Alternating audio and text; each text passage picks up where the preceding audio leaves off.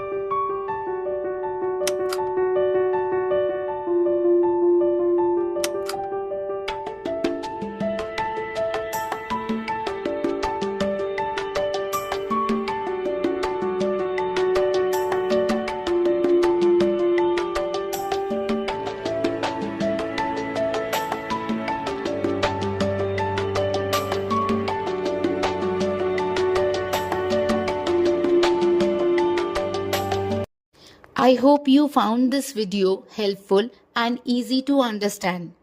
For all subjects, I am uploading previous year question papers in a structured way, one video per subject, 1 year at a time, so that your preparation stays clear and focused. New PYQ videos are uploaded twice a week, so make sure you stay connected with the channel. If you want the solved PYQs in PDF format, you can find the link in the description. Don't forget to like, share and subscribe for more such exam focused content. Thank you for watching and all the best for your exams.